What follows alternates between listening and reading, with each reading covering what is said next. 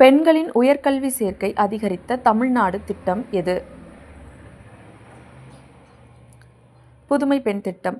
இந்த திட்டத்தின் மூலம் மாணவிகளுக்கு மாதம் 1000 வழங்கப்படுகிறது. உயர்கல்வி சேர்க்கை 34% அதிகரித்துள்ளது. 8 லட்சம் மாணவிகள் பயன்பெற்றுள்ளனர்.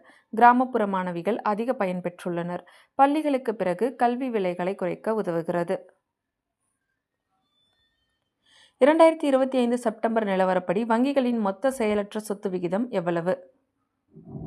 2.15%. செயலற்ற சொத்து என்பது 90 நாட்களுக்கும் மேலாக திருப்பி செலுத்தப்படாத கடனாகும். இந்த விகிதம் 2.15%ஆக குறைந்துள்ளது என்பது வரலாற்றிலேயே குறைந்த அளவு.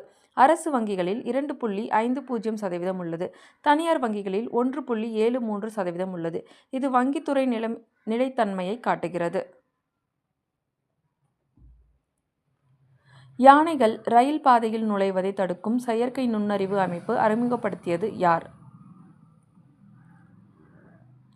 இந்திய ரயில்வே. இந்த அமைப்பு செயற்கை நுண்ணறிவு அடிப்படையிலானது. ஒலியை உணரும் கருவிகள் பயன்படுத்தப்படுகின்றன. ரயில் ஓட்டுநர்களுக்கு உடனடி எச்சரிக்கை அனுப்புகிறது. வடகிழக்கு எல்லை ரயில்வே பகுதிகளில் செயல்படுகிறது. வனவிலங்கு பாதுகாப்பில் உதவுகிறது.